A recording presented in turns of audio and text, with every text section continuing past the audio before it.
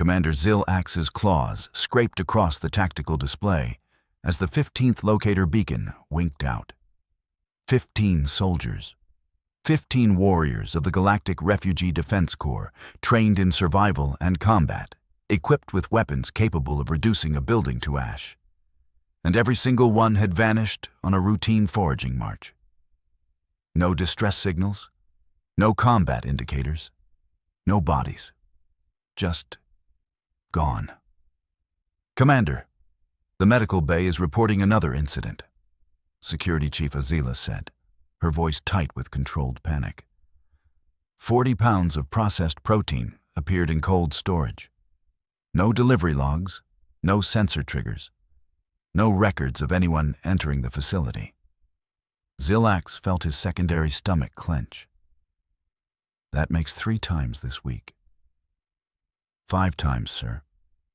The Cub quarters received food packages twice that we didn't log officially. I thought perhaps we were experiencing administrative errors until our soldiers started disappearing. ZX pulled up the camp perimeter map. Refugee Camp ZX-7 sat in a valley on this abandoned world, home to 847 refugees from the destroyed sectors.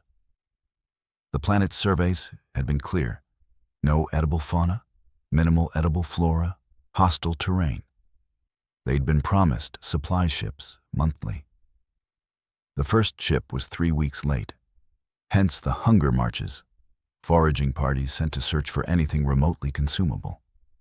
None had returned. Yet somehow, the camp was eating better than they had in months. The motion sensors triggered again last night, Azila continued. Sector 7, near the perimeter. But the readings were backwards, sir.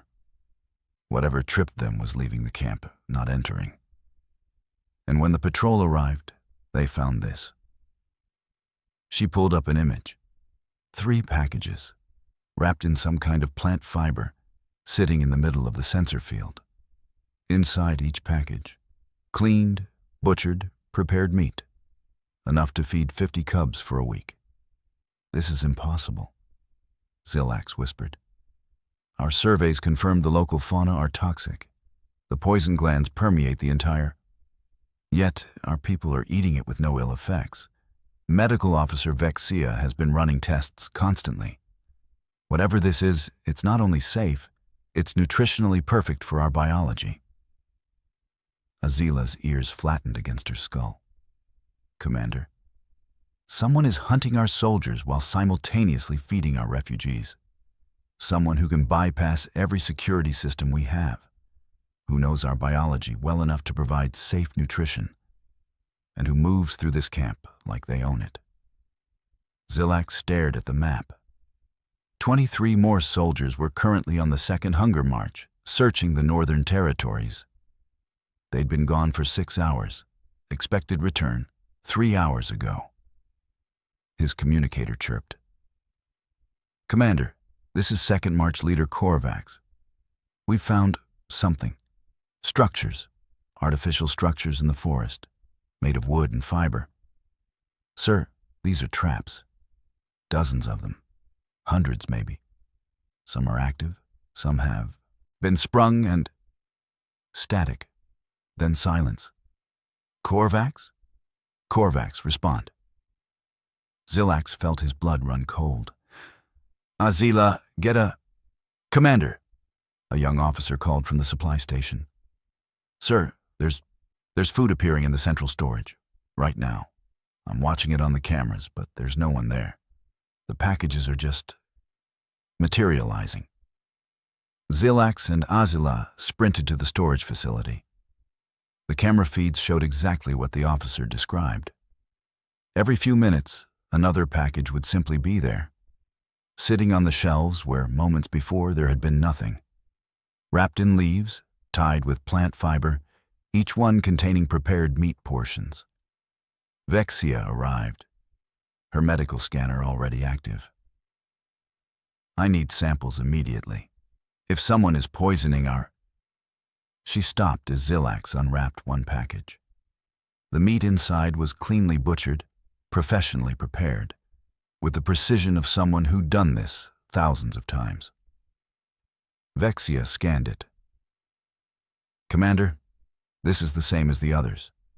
Native fauna, properly processed, poison glands completely removed. Whoever is doing this has expert-level knowledge of xenobiology and our dietary requirements." "Or," Azila said quietly, "they've been watching us eat it and not die." The implications settled over them like a shroud. Someone, something, was operating inside their camp at will, taking their soldiers, feeding their people, moving through their security like it didn't exist. "Launch the third hunger march," ZX ordered. "Full combat loadout, active communication at all times, sensor drones overhead, motion trackers on every soldier. And Azila, arm them with the heavy weapons. If something out there is taking our people, I want them ready to fight back." The third hunger march left at dawn. 47 soldiers, the best they had. ZX monitored their communications from the command center, watching their life signs on the tactical display, like a parent watching cubs take their first steps outside. "Third march to command.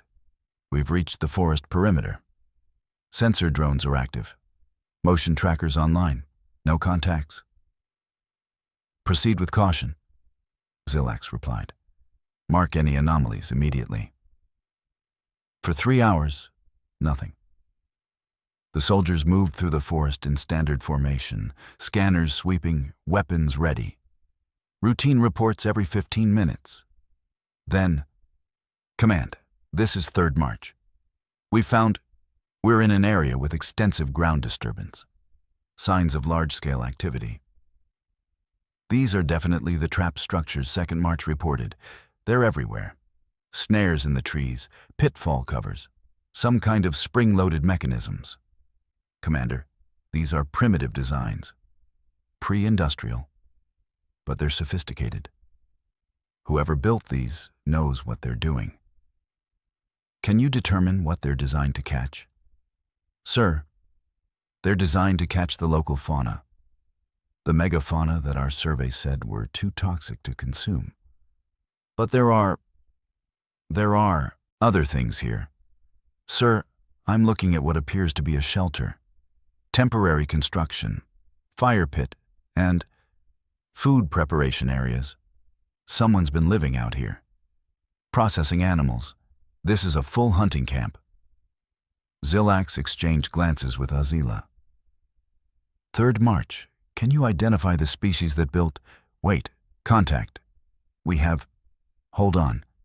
Is that—" "Command, we have visual on a bipedal figure, roughly 2 meters tall, wearing primitive clothing. It's by the ancestors. I think that's a human." Every officer in the command center froze. A human. Here. On this abandoned world. Humanity was known to the galactic community, but they were rare this far out. Their space program was young, their exploration limited. What was a human doing on an unsurveyed refugee world? "Third march. Do not engage. Repeat. Do not—" The communication filled with a sound ZX had never heard before. Not quite speech, a sharp, loud whistle that echoed through the forest. Then third march leader's voice, confused. "Command, the human just whistled at us, like a bird call or—" Static. Every single life sign flatlined simultaneously. "Third march. Respond. Third march." ZX was on his feet, claws extended. "Get emergency response teams to their last coordinates now." Azila was already moving, but ZX knew. Deep in his gut, he knew. Whatever happened to the first 2 marches had just claimed the third. The emergency teams found them 4 hours later. All 47 soldiers, unconscious, unharmed, arranged in neat rows in a small clearing. Their weapons were missing. Their emergency supplies were missing. But each soldier had been left with a canteen of clean water and a small packet of food. When they woke, their reports were identical and baffling. The human whistled. Everything went dark. When we opened our eyes, we were on the ground, and the human was gone. 3 hours after that, every confiscated weapon appeared in the camp's armory. Neatly stacked, cleaned, maintained, with all ammunition removed and stored separately. That night, the cubs in the refugee quarters told their caregivers about the nice human who left food by their shelter. The adults dismissed it as stress-induced imagination until Azila checked the security footage. There, clear as a starlight, a figure moving through the camp, human, male by the build, moving between the sensors like he knew exactly where each one was positioned, leaving packages, checking on the sleeping cubs through the windows, then vanishing back into the forest without triggering a single alarm. ZX called an emergency council session at midnight. Every department head present. The situation was untenable. 62 soldiers missing and returned unharmed. All weapons confiscated and returned without ammunition. Camp fully supplied with food for 3 weeks, despite no supply ships and no successful foraging. A human operating inside our perimeter at will, feeding our refugees while disarming our military, and we cannot detect him, track him, or stop him. Zilax looked around the table. I am open to suggestions. The silence stretched. Finally, Vexia spoke. Commander, I've completed full analysis on the food. It's not just safe, it's perfect. Whoever is preparing this understands our biology better than our own nutritionists. The protein ratios, the mineral content, even the portion sizes are calibrated exactly to our dietary needs. This isn't random. This is expert-level food science. So we have a human xenobiologist living in our forest, hunting toxic animals and feeding refugees? Azila's voice dripped skepticism. Why take our soldiers? Why disarm them? Maybe, said a junior officer quietly, because they keep walking into his hunting territory? The table fell silent again. You're suggesting, Zilax said slowly, that our soldiers aren't being attacked. They're being rescued. Sir, every trap 3rd March found was designed for animals, not for people. What if our soldiers keep stumbling into active trap lines, and this human is pulling them out before they hurt themselves? It was insane. It was absurd. It was the only theory that fit all the facts. Zilax stood. Find him. Not to arrest, to talk. Send out every available communicator on every frequency. Tell him the commander requests a meeting. In the camp, under truce. I want to know what in the ancestors' names is happening on my refugee world. Matthew Taylor walked into the command center at mid-morning, 3 days later, like he owned the place. Zilax's security chief reached for her sidearm, now kept unloaded since the incidents. But Zilax raised a hand. The human was unarmed, except for a knife on his belt, wearing clothes that appeared to be made from processed plant fiber and animal hide. He looked completely at ease, like dropping by a military command center on an alien refugee world was just another Tuesday. Heard you folks were having supply issues, the human said, his voice carrying that peculiar flat accent Zilax had heard in human broadcasts. Also, your people keep walking into my trap lines. Figured we should talk before someone gets hurt. Zilax felt his jaw work soundlessly for a moment. You're the one who's been taking our soldiers. Taking? The human looked genuinely confused. Oh, you mean when I pull them out of the snares? Yeah, sorry about that. They keep marching in straight lines with their eyes on the sky.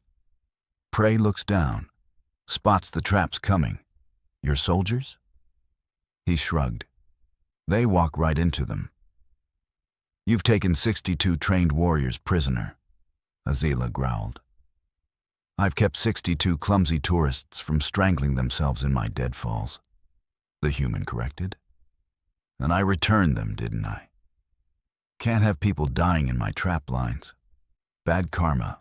Also, wrong." He pulled a folded piece of plant fiber paper from his pocket. "Here. Map of all my trap locations. 237 active sets in a 15-kilometer radius around your camp. Tell your folks to avoid these areas." He laid the map on ZX-7's desk. It was hand-drawn but precise, marking trap locations with military accuracy. 237, Vexia whispered. "How long have you been here?" "On this planet? About 2 years.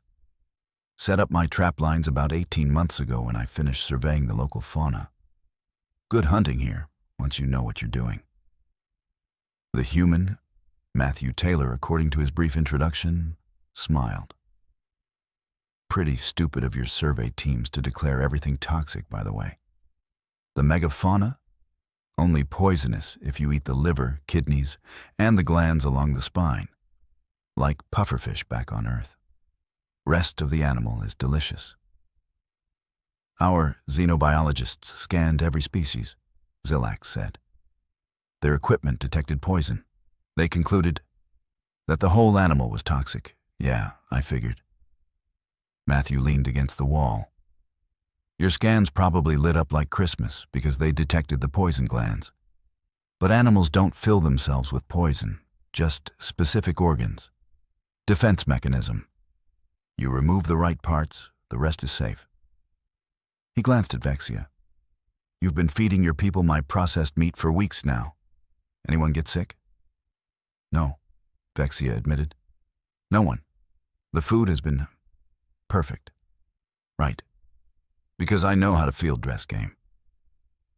Matthew pushed off the wall. "Look, I get it. You folks are in a bad situation. Supply ships late, people hungry, hostile planet. But you're starving on a world that's basically a free buffet. You just don't know how to read the menu." "And you do?" Azila challenged. "I grew up in Montana. This?" He gestured vaguely at the forest beyond the walls. "This is a vacation compared to hunting elk in the Rockies in winter. Your planet's got mild weather, abundant game, clean water everywhere. It's basically easy mode." ZX felt something shift in his understanding of reality. "You're saying our survival situation, which has claimed dozens of refugee camps across the sector, is easy? For someone who knows what they're doing?" "Yeah." Matthew scratched his jaw. "No offense, but your people march out with high-tech sensors, looking for threats, and come back empty-handed. Meanwhile, I'm pulling 20 pounds of meat a day out of simple snare sets. The gap isn't technology, Commander. It's knowledge." "Then teach us," ZX said. Matthew blinked. "What?" "You said we don't know what we're doing. Fine. Teach us. Show us how to do what you do." ZX leaned forward. "We have 847 refugees here. Most are cubs. They're hungry. If you know how to feed them, show us." For the first time, the human's casual confidence flickered. "You want me to teach alien refugees how to trap and hunt? Like officially?" "Yes." "Huh." Matthew considered this. "Okay, sure. But I want something in return." "Name it." "Stop sending armed soldiers into my hunting grounds. You're scaring off the game. And give me back the ammunition you took from me. I need it for the big predators." Azila hissed. "Absolutely not. You disarmed our entire... because your soldiers were carrying enough firepower to level a forest." Matthew interrupted. "Look, I'm not trying to start a fight. But when 47 heavily armed people show up in my territory, I get nervous. I can't hunt if I'm worried about getting shot. So I de-escalated the situation. He smiled slightly, non-violently. By rendering our warriors unconscious with some kind of sonic weapon, ZX said. With a dog whistle modified to your species' hearing frequency. Found your hearing range in your medical waste. You folks throw away data pads with full diagnostic readouts. Very informative. Matthew shrugged. Specific frequency, high amplitude, causes temporary disorientation. No permanent damage. They all woke up fine. The casual competence of it was staggering. This human had analyzed their biology from discarded medical data, engineered a non-lethal weapon tuned to their physiology, and used it to disable trained soldiers without harming them, while simultaneously keeping them fed through the careful application of what he called basic hunting skills. ZX made a decision. Show us. Take us into your hunting grounds. Demonstrate how you've been keeping us alive. Matthew Taylor grinned. All right. But we're leaving the big guns here. This is a nature walk, not an invasion. The nature walk redefined everything ZX thought he knew about survival. Matthew led a group consisting of ZX, Azila, Vexia, and 3 of the camp's cubs who'd begged to come along. The human moved through the forest like water, pointing out things that were invisible to their advanced sensors. See this tree? Bark's been stripped about 2 meters up. That's a megafauna marking its territory. Means there's a game trail nearby. And look. He knelt, touching the ground. Tracks. Fresh, maybe 4 hours old. 3 individuals moving east. Probably heading to the water source. Our motion sensors detected nothing in this area, Azila muttered. Because they don't know what to look for. Matthew stood, brushing dirt from his hands. Your sensors are looking for threats. Heat signatures, electromagnetic signals, weapons. They're not calibrated for animals living their normal lives. He led them to the first trap, a simple snare set along a narrow path between 2 trees. Basic setup. Animal follows the path. Prey animals are lazy. They use the same routes constantly. Hits the trigger. Loop tightens around the leg or neck. Quick, efficient. Doesn't damage the meat. This is what our soldiers were walking into. ZX stared at the innocent-looking loop of braided fiber. Yep. You folks march in formation, eyes forward and up, watching for threats from above. Never look down. Walk right into the snares. Matthew demonstrated the trigger mechanism. When I find your soldiers caught, I cut them down. Tie them up safely so they don't panic and hurt themselves. Wait for them to calm down, then release them away from my trap lines. Figured that was better than leaving them hanging. One of the cubs spoke up, her voice small. You saved them? The warriors who came with big guns? Matthew looked at her. Well, yeah. Wasn't going to leave people to suffer in my traps. That's not hunting, that's cruelty. The cub's eyes widened. In her species, warriors were protectors, authority figures. The idea that someone would save warriors who came armed and hostile was alien to her worldview. Matthew showed them deadfalls, fishing weirs, smoking racks for preserving meat, areas where edible plants grew abundantly. Water sources filtered through natural sand, and a dozen other techniques that required no technology whatsoever. Just knowledge, patience, and what he kept calling common sense. At the largest trap site, he demonstrated field dressing a megafauna he'd caught that morning. The precision was surgical. He identified each organ system, showed which parts were toxic, explained the poison gland's purpose and location, and demonstrated proper butchering technique to maximize meat yield while avoiding contamination. Your xenobiologists were right that these animals have poison, he explained, removing a cluster of small glands from along the spine. But they assumed the poison was systemic. It's not. It's localized, concentrated in specific organs for defense.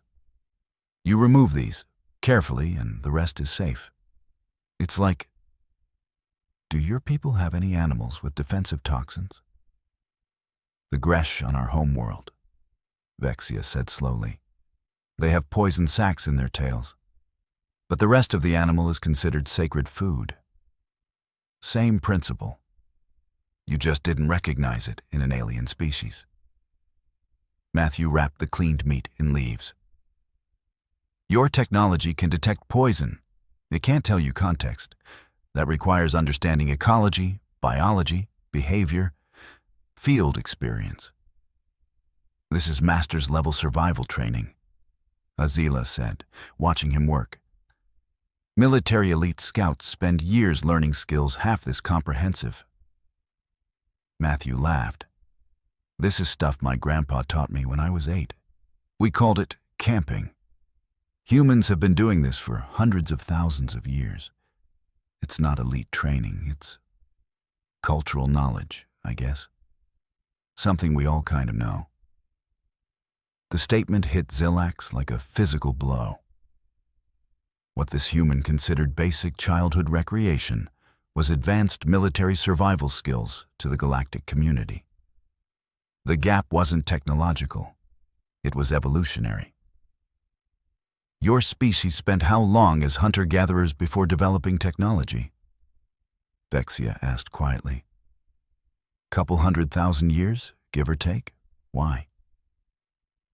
My species went from hive cities to space travel in 6,000 years. We never had a hunter-gatherer phase. We were agricultural from the start. Collective farming, feeding collective cities. Vexia looked at the butchered animal. We never learned to hunt individually. We never needed to. Same for my people, Azila added. We're pack predators. We hunted collectively or not at all.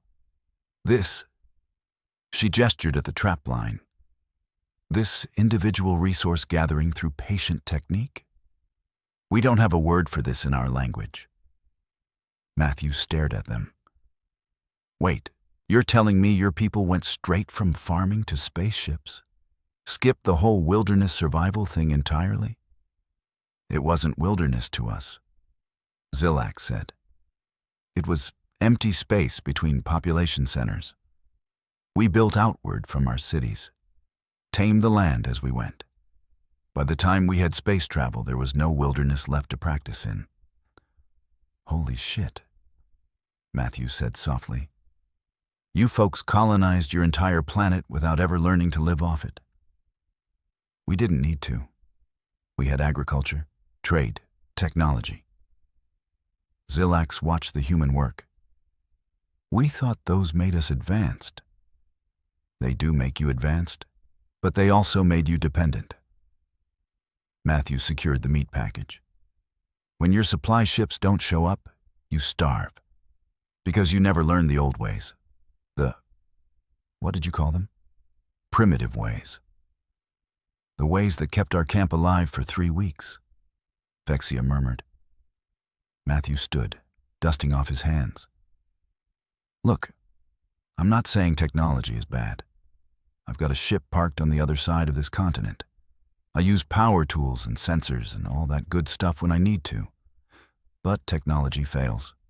Breaks down, runs out of power. Knowledge? He tapped his head. Knowledge just needs a brain and a will to use it. That's the ultimate backup system. One of the cubs tugged his sleeve. Mr. Human, can you teach me? I want to learn the trap making. Matthew knelt to her level. Sure, kid. First lesson, always watch where you step. Eyes down when you're moving. Predators watch the sky. Prey watches the ground. You're prey in my forest, so act like it. The cub giggled at being called prey. But she looked down, studying the ground, seeing things she'd never noticed before. They spent 6 hours in the forest. Matthew showed them how to reset snares, check fishing weirs, identify edible plants versus toxic ones, read animal tracks, find water, build shelter. By the end, all 3 cubs were mimicking his movements, looking down before stepping, touching trees to check for territory marks, moving quietly. When they returned to camp, ZX-7's understanding of the universe had fundamentally shifted. His people weren't more advanced than this human. They were differently advanced. They'd optimized for technology and lost something essential in the process. Matthew stood at the camp entrance, ready to return to his forest. "So, Commander, want me to teach your people how to not starve?" "Yes," ZX said immediately. "But I have a question first. Why help us?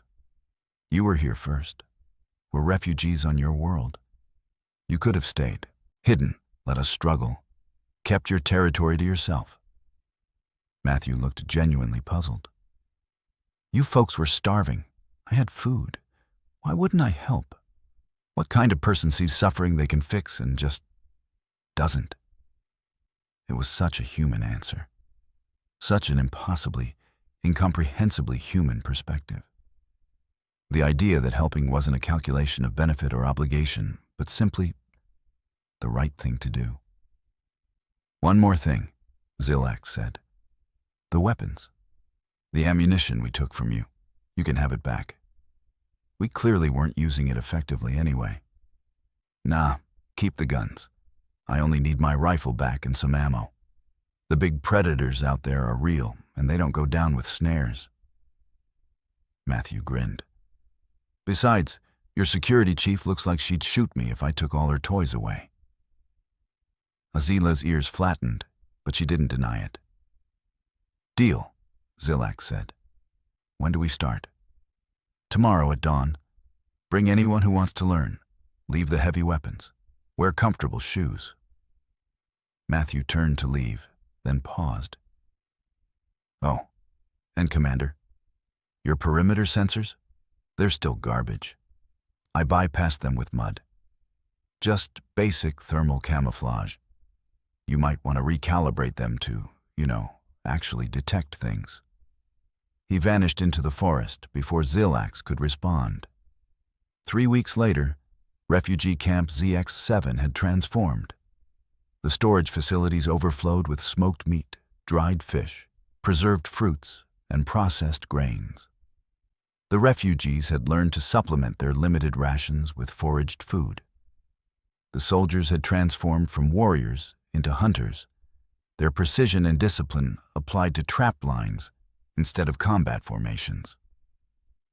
The cubs followed Matthew Taylor everywhere, absorbing knowledge like sponges, competing to spot game trails and identify animal signs. The camp didn't need supply ships anymore. They were self-sufficient. When the Galactic Refugee Council finally established contact, demanding status updates, Commander ZX-7's report was unusual. Camp ZX-7 reporting full operational capacity. Food supply stable. Morale high. Requesting downgrade from emergency status to standard monitoring. "Commander ZX, our records show your supply ships have been unable to reach your position for 6 weeks. How are you maintaining supplies?" "We learned to hunt, Counselor." There was a long pause. "You learned to hunt?" "Commander, your species doesn't." "We do now. A human showed us how." Another pause, longer. "There's a human at your camp? On an unsurveyed world?" "He was here first, actually. We're the refugees in his territory.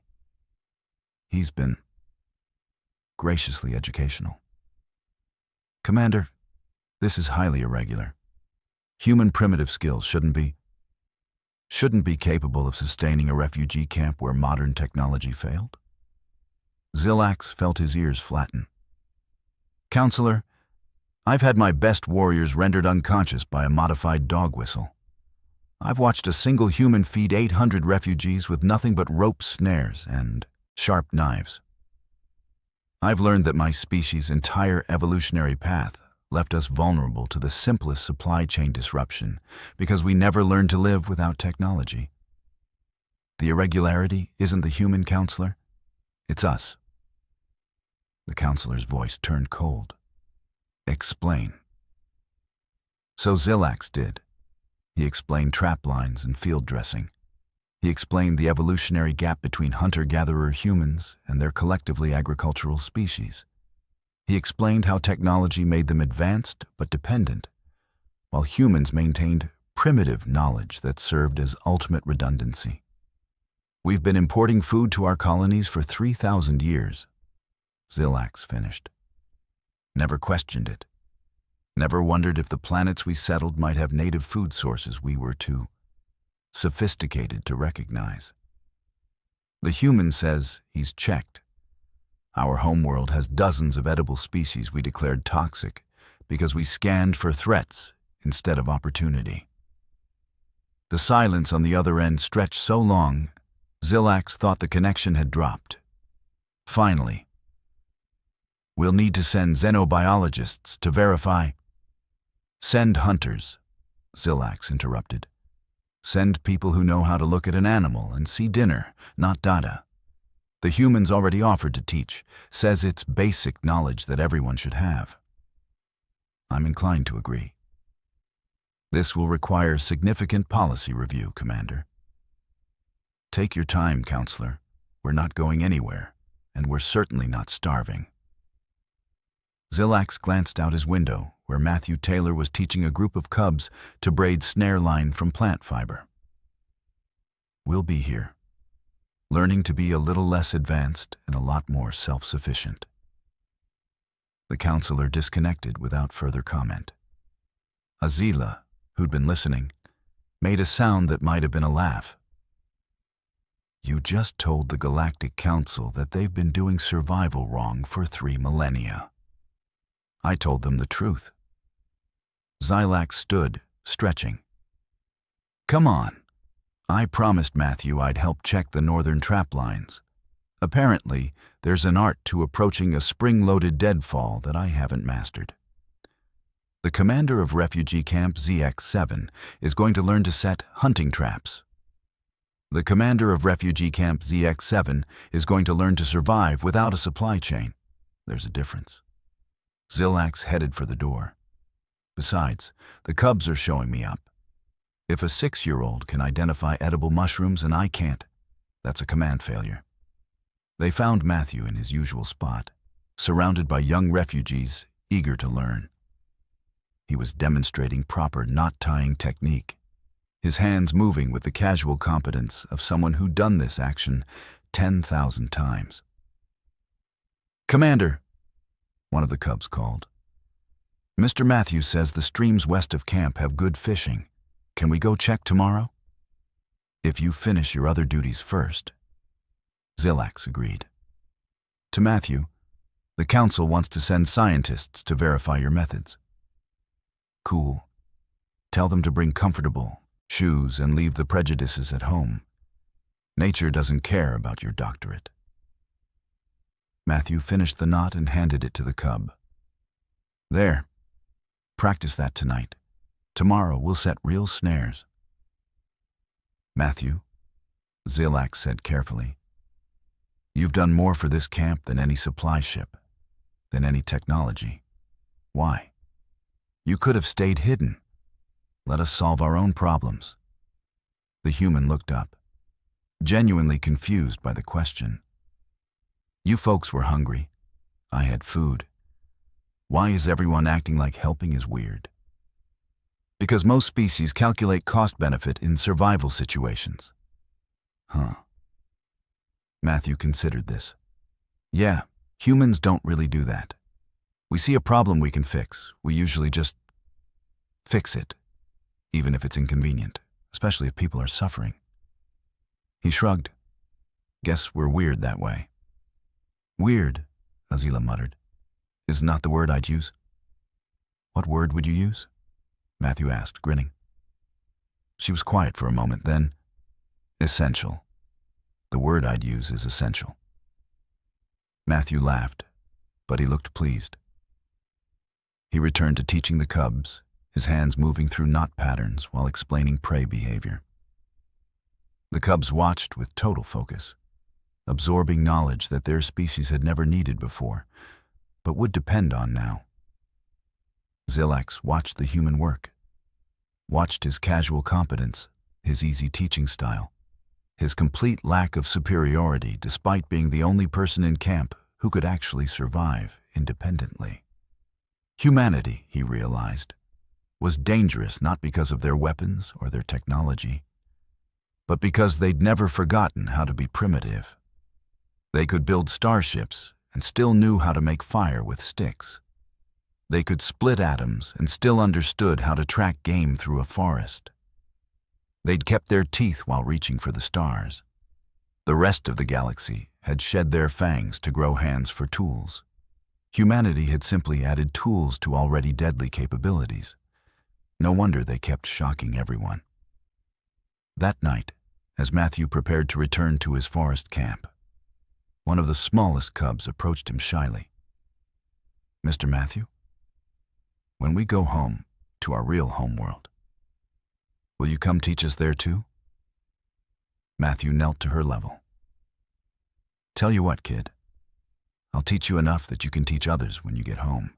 Knowledge works better when it spreads. You learn, you teach, everyone gets smarter. Deal?" "Deal."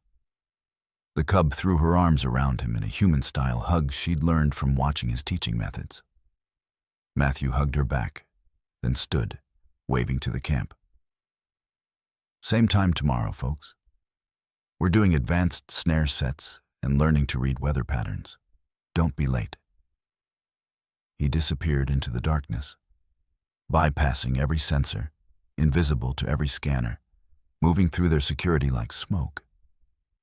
ZX turned to Azila. "Make a note.